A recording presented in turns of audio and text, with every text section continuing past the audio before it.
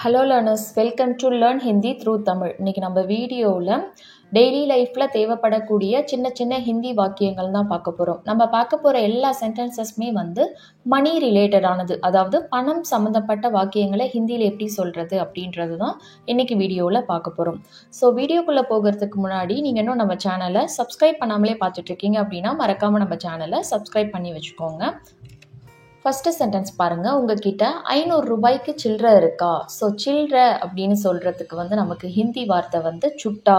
சுட்டா நம்ம இங்கிலீஷில் சேஞ்ச்னு சொல்கிற மாதிரி ஹிந்தியில் சுட்டா அப்படின்றத சொல்லணும். உங்ககிட்ட 500 ரூபாய்க்கு சில்லறை இருக்கா, இதை நம்ம ஹிந்தியில் எப்படி சொல்லலாம் அப்படின்றத பார்க்கலாம். கியா ஆப்கே பாஸ் 500 ரூபாய்க்கோ சுட்டா ஹே. ஸோ இருக்கா அப்படின்னு சொல்லி கேட்கறதுக்கு ஹே கியா அப்படின்றது கேட்போம். இங்கே கியா அப்படின்றது நீங்கள் முன்னாடியே சேர்த்தும் பேசலாம், இல்லை ஃபைனலாக ஹே கியா அப்படின்றதும் சொல்லலாம். ஸோ அந்த கியா அப்படின்றது கொஷின் ரைஸ் பண்ணுறதுக்காக வர்றது. ஆப்கே பாஸ் அப்படின்னா உங்ககிட்ட அப்படின்றத அர்த்தம். 500 ரூபாய் அப்படின்னா 500 ரூபாய். ஸோ 100 அப்படின்னா 100 ரூபாய் அப்படின்றது சொல்லுவோம். 500 அப்படின்னா 5 100. ஸோ 500 ரூபாய்க்கோ 5 ரூபாய்க்கு. சுட்டா ஹே அப்படின்னா இருக்கா, சில்லறை இருக்கா. ஸோ சுட்டா ஹேன்னு மட்டும் பார்த்தீங்க அப்படின்னா சில்லறை இருக்கு அப்படின்றத அர்த்தம். ஹே அப்படின்னாலே இருக்கு. ஸோ நம்ம முன்னாடியே கொஷின் ரைஸ் பண்ணுறதுக்காக கியா அப்படின்ற ஒரு வார்த்தையை சேர்த்துருக்கோம். ஸோ அதனால் இங்கே கியா முன்னாடி இருக்கிறதுனால சுட்டா ஹே அப்படின்னு கேட்கறது கொஷின் கேட்குற மாதிரியான அர்த்தத்தில் வரும். ஸோ நெக்ஸ்ட் பாருங்கள். என்கிட்ட வெறும் 200 ரூபாய்க்கு தான் சில்லறை இருக்குது. ஸோ என்கிட்ட அப்படின்னா மேரே பாஸ். வெறும் அப்படின்னு சொல்கிறதுக்கு சிர்ஃப், மட்டும், வெறும், இது ரெண்டுத்துக்குமே நம்ம சிர்ஃப் அப்படின்ற வார்த்தையை நம்ம ஹிந்தியில் யூஸ் பண்ணலாம். 200 ரூபாய் அப்படின்னா, ஸோ 100 ரூபாய் அப்படின்னா 100 ரூபாய் அப்படின்றத பார்த்தோம். 200 ரூபாய், ஸோ 200 அப்படின்றது அர்த்தம். ஸோ 200 ரூபாய்க்கே அப்படின்றத அர்த்தம். தான் அப்படின்னா ஹி. ஸோ ஹிந்தியை பொறுத்த வரைக்கும் தான் அப்படின்றத ஸ்ட்ரெஸ் பண்ணி சொல்கிறதுக்கு ஹி அப்படின்றத சொல்லணும். சில்லறை இருக்கு. சில்லறை அப்படின்னா சுட்டான்னு பார்த்தோம். இருக்கு அப்படின்னா ஹே. ஸோ மேரே பாஸ் அப்படின்னா என்கிட்ட, மேரே பாஸ் சிர்ஃப் வெறும் அப்படின்றது அர்த்தம். 200 ரூபாய்க்கே ஹி சுட்டா ஹே. நெக்ஸ்ட்டு பாருங்கள். சில்லறை இல்லைன்னா நீங்களே வச்சுக்கோங்க, நான் நாளைக்கு எடுத்துக்கிறேன் அப்படின்னு சொல்கிறதுக்கு. ஸோ நாளைக்கு நான் எடுத்துக்கிறேன், வாங்கிக்கிறேன். ஏதாவது ஒரு பொருள் வாங்குகிறோம், சேஞ்ச் இல்லை அப்படின்ற பட்சத்தில் நம்ம 500 ரூபா கொடுத்துட்டு இல்லை மீதி நீங்களே வச்சுக்கோங்க, நான் நாளைக்கு எடுத்துக்கிறேன், வேறு ஏதாவது பொருள் வாங்கும்போது நான் மைனஸ் பண்ணிக்கிறேன், அந்த மாதிரிலாம் சொல்லுவோம் இல்லை. அந்த மாதிரி சொல்கிற சமயத்தில் நம்ம ஹிந்தியில் எப்படி சொல்லலாம் அப்படின்னா, சுட்டா நஹி ஹேத்தோ, சில்லறை இல்லை என்றால். சுட்டா அப்படின்னா சில்லறைன்னு பார்த்தோம். இல்லை என்றால் அப்படின்னு சொல்கிறதுக்கு ஸோ இல்லை அப்படின்னா நஹி, இல்லை என்றால் அப்படின்னு சொல்கிறதுக்கு நஹி ஹேத்தோ. ஸோ இல்லைன்னா அப்படின்றத நம்ம பேச்சு வழக்கில் சொல்லுவோம். ஹிந்தியில் நஹி ஹேத்தோ. சுட்டா நஹி ஹேத்தோ. நீங்களே வச்சுக்கோங்க. ஸோ நீங்கள் அப்படின்னா ஆப், நீங்களே அப்படின்னு சொல்கிறதுக்கு ஆப் குத். நானே அப்படின்னா மே குத், அவனே அவளே அப்படின்னு ஸ்ட்ரெஸ் பண்ணி சொல்கிறதுக்கு ஓ குத் அப்படின்றத பார்த்தோம். இதுக்கு ஒரு செப்பரேட் வீடியோவே நம்ம சேனலில் போஸ்ட் பண்ணியிருப்பேன். அதாவது இந்த மாதிரி சப்ஜெக்டை ஸ்ட்ரெஸ் பண்ணி சொல்கிறது, நீங்களே, அவனே, இப்போ பிரியாவே, அருணே அப்படின்றதெல்லாம் எப்படி சொல்கிறதுன்றத எக்ஸாம்பிள் சென்டென்ஸோட எக்ஸ்பிளைன் பண்ணியிருப்பேன். ஸோ அந்த வீடியோ பார்த்தீங்க அப்படின்னா உங்களுக்கு இன்னுமே கிளியராக புரியும். ஆப்குத் அப்படின்னா நீங்களே, வச்சுக்கோங்க அப்படின்னு சொல்கிறதுக்கு ரக்கோ அப்படின்றது அர்த்தம். ரக்கியே அப்படின்றதையும் ரெஸ்பெக்டோட சொல்லலாம். மே கல் லே லூங்கா. ஸோ மே அப்படின்னா நான், கல் அப்படின்னா நாளைக்கு, லே லூங்கா அப்படின்னா எடுத்துக்கிறேன், வாங்கிக்கிறேன், அந்த மாதிரியான அர்த்தம். ஸோ கரிதூங்கா அப்படின்றது காசு கொடுத்து வாங்குறதுக்கு தான் சொல்லுவோம். ஏதோ ஒரு விஷயத்தை நான் எடுத்துக்கிறேன், வாங்கிக்கிறேன், அந்த மாதிரி காமனாக சொல்கிறதுக்கு, எடுத்துக்கிறேன் அந்த மாதிரியான அர்த்தங்களில் சொல்கிறதுக்கு லே லூங்கா சொன்னாலே போதும். இல்லை கரிதூங்காவும் சொல்லலாம். ஏன்னா நம்ம நாளைக்கு வாங்கிக்கிறேன் அப்படின்ற அர்த்தத்தில் சொல்லும்போது கரிதூங்கா அப்படின்றது சொன்னாலும் கரெக்டு.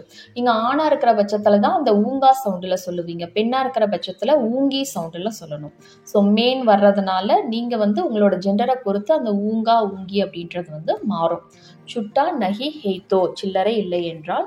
ஆப்குத் ரக்கோ, நீங்களே வச்சுக்கோங்க, இல்லை நீங்கே இருக்கட்டும் அப்படின்ற மாதிரி அர்த்தம். மேக்கல் லே லூங்கா. என்கிட்ட இப்போ பணம் இல்லை, நாளைக்கு தரேன். ஸோ இப்போ நம்மக்கிட்ட சப்போஸ் காசு இல்லை சில்லறை இல்லை அப்படின்ற பட்சத்தில் இப்போ இல்லை, நான் நாளைக்கு தரேன் அப்படின்னு சொல்கிறதுக்கு. இப்போ அப்படின்னா அபி. மேரே பாஸ் பைசா நஹி ஹே. ஸோ மேரே பாஸ் அப்படின்னா என்கிட்ட அப்படின்றது அர்த்தம். ஸோ என்னிடம் அப்படின்னு சொல்கிறதுக்கு முத்சே அப்படின்றதும் சொல்லலாம். அந்த சே யூஸ் பண்ணியும் சொல்லலாம், பாஸ் யூஸ் பண்ணியும் சொல்லலாம். நம்ம பேச்சு வழக்கில் என்கிட்ட அப்படின்னு சொல்லுவோம். பட் ப்ராப்பர் தமிழில் என்னிடம் அப்படின்றது அர்த்தம். அந்த மாதிரி தான் ஹிந்தியில் என்னிடம்னு சொல்கிறதுக்கு முத்சே அப்படின்னு சொல்லணும். பட் வந்து என்கிட்ட அப்படின்னு சொல்லும்பொழுது நம்ம மேரே பாஸ் சொல்லுவோம்ல, அந்த மாதிரி தான் இங்கே வந்து மேரே பாஸ் அப்படின்றத கொடுத்துருக்கு.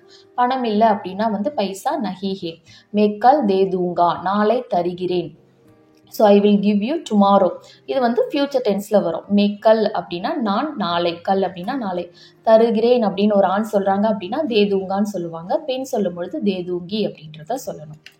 நெக்ஸ்ட் பாருங்க, உங்ககிட்ட பணம் இருந்தால் எனக்கு இப்போ கொடுங்க, நான் நாளைக்கு தரேன். ஸோ நம்ம கூட யாராவது ஒருத்தவங்க பர்ச்சேஸ் பண்ண வந்திருக்காங்கன்ற பட்சத்தில் வந்து உங்ககிட்ட பணம் இருந்தால் எனக்கும் கொடுங்க, நான் நாளைக்கு தரேன்.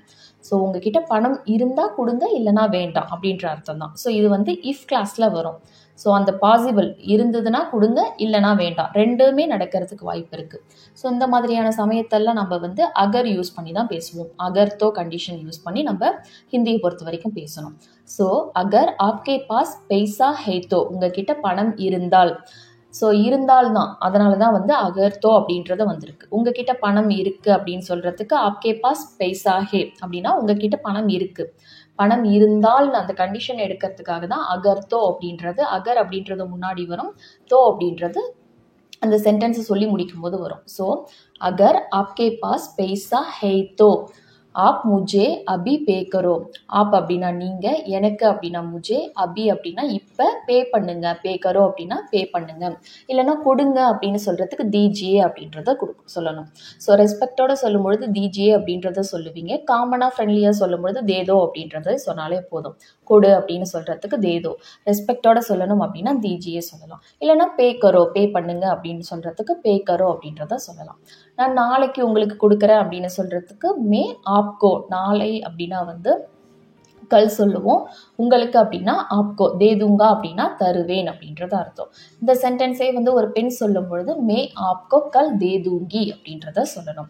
அகர் ஆப்கே பாஸ் பைசா ஹே தோ ஆப் முஜே அபி பே கரோ, இல்லைன்னா அபி தீஜியே அப்படின்றத சொல்லணும். மே ஆப்கோ கல் தேதூங்கா.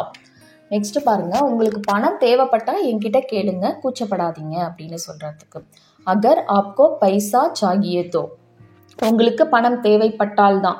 ஸோ இங்கே நீங்கள் வந்து அகர் யூஸ் பண்ணி சொல்லலாம். ஆப்கோ பைசா சாகியே தோ, அங்கே பணம் இருந்தால்னு பார்த்தோம், அதனால பைசா ஹை தோ அப்படின்றது வந்தது. இங்கே வந்து தேவைப்பட்டால், ஸோ தேவை அப்படின்னா சாகியே, நமக்கு இங்கே உங்களுக்கு அப்படின்னா ஆப்கோ. அகர் ஆப்கோ பைசா சாகியே அப்படின்னா உங்களுக்கு பணம் தேவை, பைசா சாகியே அப்படின்னா பணம் தேவை, தேவைப்பட்டால்னு சொல்கிறதுனால தான் அகர் தோ. அகர் ஆப்கோ பைசா சாகியே தோ, என்னிடம் கேளுங்க அப்படின்னு சொல்கிறதுக்கு என்னிடம் அப்படின்னா முஜ்சே, என்கிட்ட அப்படின்னா மேரே பாஸ், ரெண்டுமே சொல்லலாம். என்கிட்ட கேளுங்க, என்னிடம் கேளுங்க. முஜ்சே பூச்சியே, கேட்கறதுக்கு வந்து பூச்சோ அப்படின்றத சொல்லுவோம். ரெஸ்பெக்டோட கேளுங்க அப்படின்னு சொல்லும் பொழுது பூச்சியே அப்படின்றத சொல்லணும். இதுவே நம்ம ஃப்ரெண்ட்லியாக சொல்கிறோம் அப்படின்னா மேரே பாஸ் பூச்சோ அப்படின்றத சொல்லலாம், என்கிட்ட கேளு அப்படின்னு சொல்கிறதுக்கு. மேரே பாஸும் சொல்லலாம், முஜ்சேவும் சொல்லலாம். பூச்சோவோட ரெஸ்பெக்ட் ஃபார்ம் தான் பூச்சியே. இதே போல் ஒவ்வொரு வேர்புக்கும் ரெஸ்பெக்ட் ஃபார்ம் வந்து நான் செப்பரேட் வீடியோ ஒன்று போஸ்ட் பண்ணியிருக்கேன். நம்ம ஃப்ரீக்வெண்ட்டாக யூஸ் பண்ணுற வேர்ப் எல்லாமே பெரியவங்கள்ட்ட பேசும்பொழுது ரெஸ்பெக்டோட எப்படி சொல்லணும் அப்படின்றது அந்த வீடியோ பார்த்தீங்க அப்படின்னா உங்களுக்கு கிளியராக புரியும். நான் அந்த வீடியோக்கான லிங்க் டிஸ்கிரிப்ஷன்லேயும் ஃபர்ஸ்ட் கமெண்ட்லேயும் பின் பண்ணுறேன், செக் பண்ணி பாருங்கள். கூச்சப்படாதீங்க அப்படின்னு சொல்கிறதுக்கு ஷர்மாவோ மத் கரோ, ஷர்மாவோ மத் கரோ. நெக்ஸ்ட் பாருங்க, உங்ககிட்ட 500 ரூபாய் இருக்கா, 2 நாளில் திரும்ப தரேன். ஸோ உங்ககிட்ட 500 ரூபாய் காசு இருந்தால் கொடுங்க, 2 நாளில் திரும்ப தரேன் அப்படின்னு சொல்கிறதுக்கு.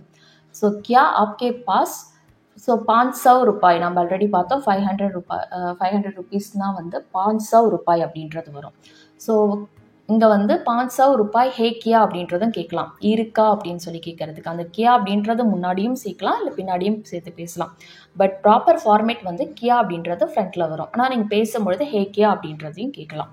கியா ஆப்கே பாஸ் 500 ரூபாய் ஹே கியா, மே 2 दिन में, நான் அப்படின்னா மெயின் வரும், 2 दिन में அப்படின்னா 2 நாளில் அப்படின்றது அர்த்தம். 2 दिन அப்படின்னா 2 நாள், 2 நாட்களில், அந்த இல் சவுண்டுக்கு தான் வந்து மே அப்படின்றது வருது. திரும்ப தரேன், ஸோ தருவேன்னு சொல்கிறதுக்கு தேதுங்க அப்படின்றத பார்த்தோம்.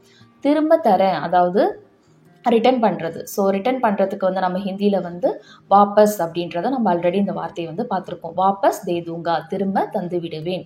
ஒரு பெண் சொல்லும் பொழுது தேதுங்கி அப்படின்றத சொல்லணும். கியா ஆப்கே பாஸ் 500 ரூபாய் ஹே, மே 2 दिन में வாபஸ் தேதுங்கா, இல்லைனா தேதுங்கி. நெக்ஸ்ட் பாருங்க, என்கிட்ட இப்போ பணம் இல்லை அப்படின்னு சொல்றதுக்கு அபி மேரே பாஸ் கோயி பைசா நஹி ஹே. ஸோ அபி அப்படின்னா இப்போது, மேரே பாஸ் அப்படின்னா என்கிட்ட அப்படின்றது அர்த்தம். ஸோ முச்சேவும் சொல்லலாம், மேரே பாஸ் அப்படின்றதான் சொல்லலாம். எந்த பணமும் இல்லை அப்படின்னு சொல்றதுக்கு கோயி பைசா நஹி ஹே. நெக்ஸ்ட் பாருங்க, ட்ரெஸ் வாங்க எவ்வளோ ஆகும் அப்படின்னு சொல்லி கேட்கறதுக்கு. ஸோ இங்கே ட்ரெஸ் தான் இல்லை, நீங்கள் ஏதோ ஒரு பொருளை, ஸோ எதை வாங்க போறீங்களோ அந்த பொருளோட நேமை போட்டு வாங்குறதுக்கு எவ்வளோ ஆகும்.